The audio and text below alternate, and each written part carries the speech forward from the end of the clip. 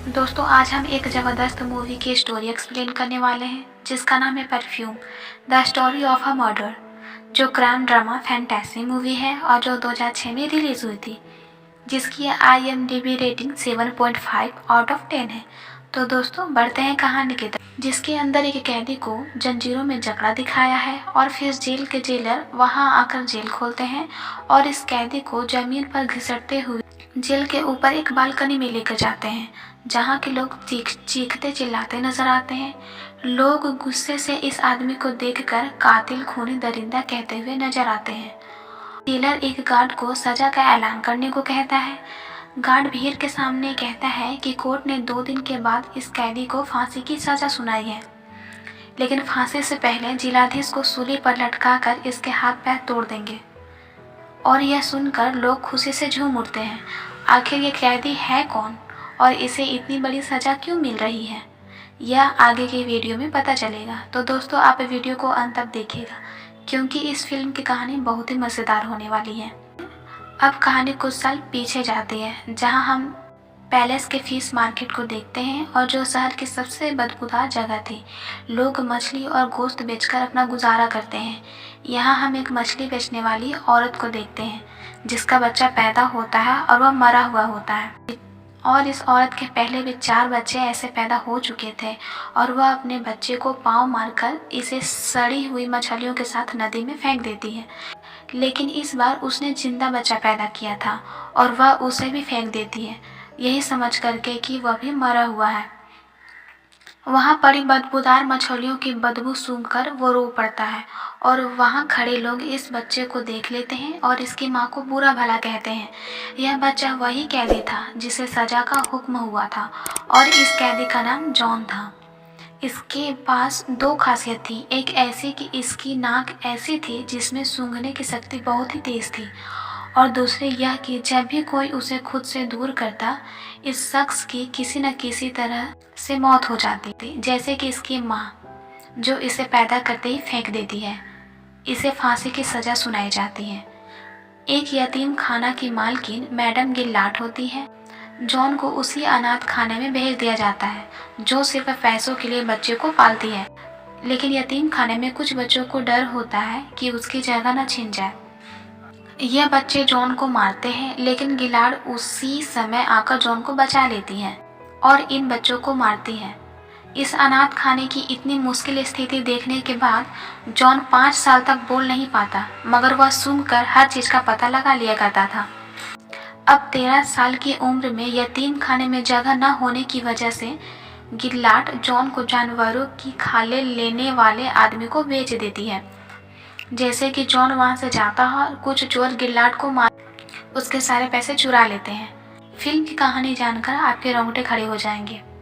और वो आदमी जिसको जॉन बेचा गया होता है, वह जॉन से बहुत सख्त काम करवाता है, और वह इसे एक दफ़ा शहर भी ले जाता है, जहां जॉन पहली दफ़ा बदबू के अलावा भी कुछ अच्छी दुनिया और खुशबू का मजा लेता है। जॉन सामान छोड़ने के बाद एक दुकान को देखता है जो परफ्यूम शॉप होती है, और वह इसकी तरफ खींचा चला जाता है। वह एक दुकानदार को एक परफ्यूम उठाए देखता है जो बहुत ही फेमस परफ्यूम था। इसी दौरान इसे एक और खुशबू का एहसास भी होता है, जो एक फल बेचने वाली लड़की से आ रही थी, और वह इसकी तरफ खींचा चला जा रहा था। वह लड़की उसे भूखा समझकर कुछ फल देती है, और वह इसका हाथ पकड़ लेता है, जिसे देखकर वह डर जाती है और भाग जाती है। और जॉन अपनी सूंघने की शक्ति से उस लड़की को ढूंढ लेता है और उसके पीछे जाकर बैठ जाता है। लड़की को लगता है कि कोई है इसके पीछे, और वह डर के मारे चीखती है, तो जॉन उसका मुंह दबा लेता है कि लोग इकट्ठे ना हो जाओ। जैसे ही लोग जाते हैं, वह लड़की के मुंह से हाथ हटाता है, तो वह मर जाती है और उसकी खुशबू आहिस्ता आहिस्ता खत्म हो जाती है। और जॉन हैरान रह जाता है कि खुशबू कहाँ गई। अब इस फिल्म की कहानी के एक और पात्र को देखते हैं, जो पेरिस का मशहूर परफ्यूम था, और शहर में नए परफ्यूम के आने के बाद उसका काम कम हो चुका था। परफ्यूम उसकी कॉपी किया करता था, और उसी शाम जॉन बकरे की खाल की डिलीवरी के सिलसिले में उसकी शॉप पे जाता है, और वहाँ तरह तरह के परफ्यूम देखता है। वह बाल्दीनी के जिस्म से आ रही खुशबू को सूंघकर कहता है कि वह इसके लिए वैसा परफ्यूम बना सकता है और बाल्दिनी इसका मजाक उड़ाता है। अब बाल्दिनी उसे एक मौका और देता है। जॉन अपने कारीगर से एक परफ्यूम बना कर देता है जिसे सूंघकर इसे अमोर एंड सैकी की खुशबू आती है। यह बहुत ही फेमस परफ्यूम था और वह हैरान रह जाता है यह सब देखकर। इसे सुनकर बाल्दिनी को उसकी गर्लफ्रेंड की याद आ जाती है। इसके पास बहुत टैलेंट आ चुका था। अब जॉन को ग्रीमाल से खरीद लेता है।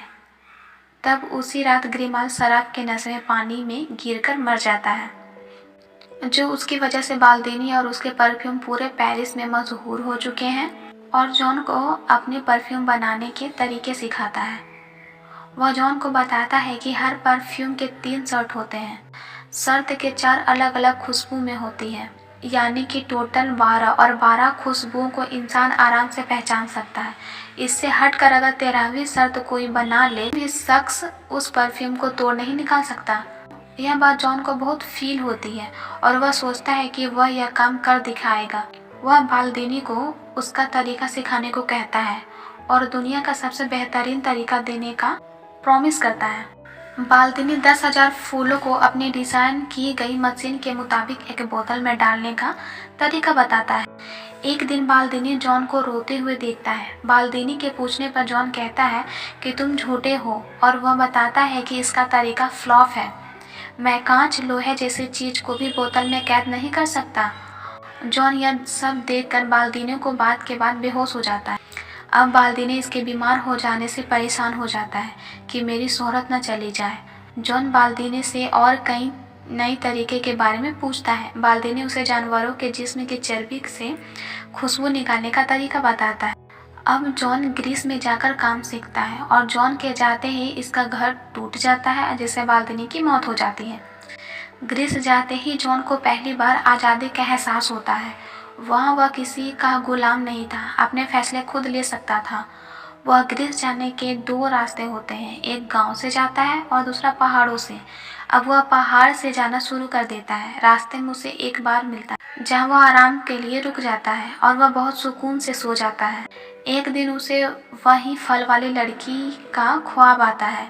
जॉन घबराकर उठ जाता है और अपने जिस्म को सूंघने लगता है, लेकिन इसे कोई खुशबू का एहसास नहीं होता। अब वह बाहर बारिश में जाकर नहाता है। तब इसे एहसास होता है कि उसकी अपनी कोई खुशबू नहीं है। अगली सुबह होते ही वह ग्रीस के लिए रवाना हो जाता है और रास्ते में इसे वही खुशबू आती है जैसे फलों वाली लड़की से आई थी।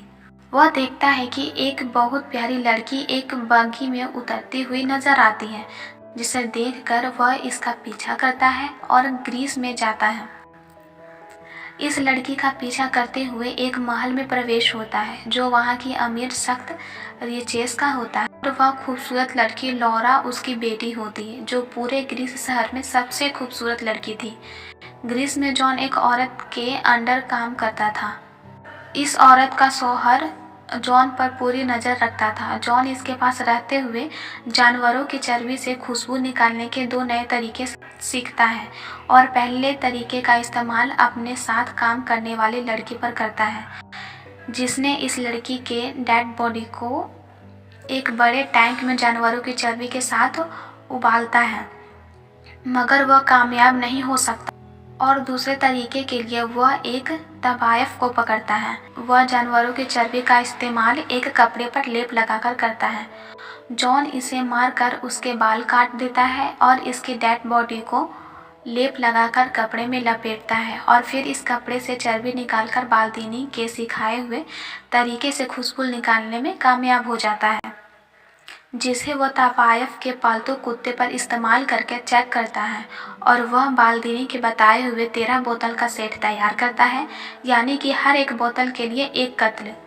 लौरा की बर्थडे पार्टी में सब लड़के और लड़कियां छुपन छुपाई खेलते हैं, जहां मौका पाकर जॉन भी आ जाता है और लौरा पर हमला करता है, मगर वह बच जाती है और पार्टी से जुड़वा बहनें गायब हो जाती है। अब हम देखते हैं कि जॉन पहली तो बोतल तैयार करता है और इन दोनों की लाशें शहर के पूल के नीचे पानी में तैरती हुई नजर आती है। इसके बाद पूरे शहर में लड़कियों की मौत का सिलसिला शुरू हो जाता है। डर के मारे लोग अपनी बेटियों को बचाने के लिए घरों के बाहर ताले लगाना शुरू कर देते हैं।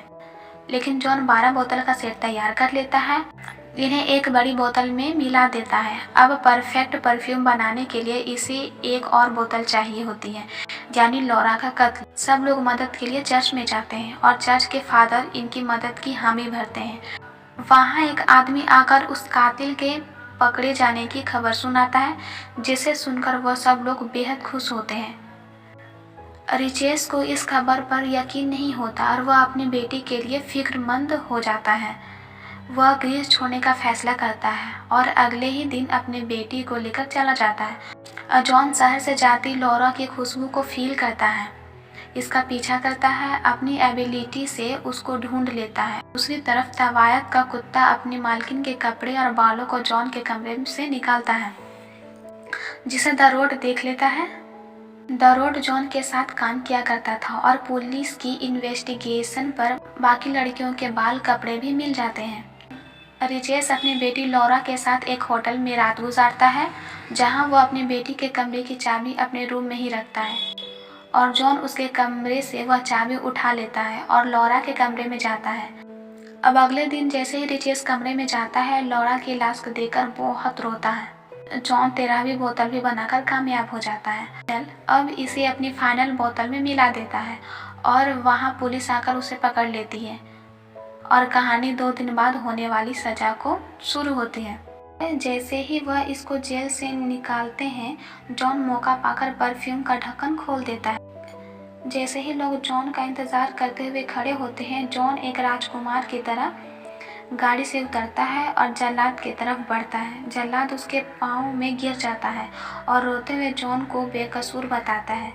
अब जॉन एक परफ्यूम को रुमाल पर लगाता है और हवा में लहराता है, जिससे वहाँ खड़े सब लोगों को जन्नत का एहसास होता है और वह सब लोग इसे फरिश्ता कहते हैं। सब लोग छोटा बड़ा, अमीर गरीब, काला गोरा सब भूलकर प्यार करने लगते हैं और जॉन को यह सब देखकर सच्चे प्यार का एहसास होता है।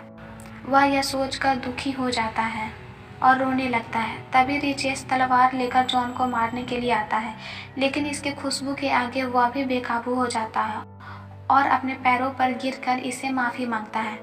जॉन को अपनी गलतियों का एहसास होता है और शहर से रवाना हो जाता है। कुछ देर बाद शहर के लोगों से परफ्यूम का असर खत्म हो जाता है।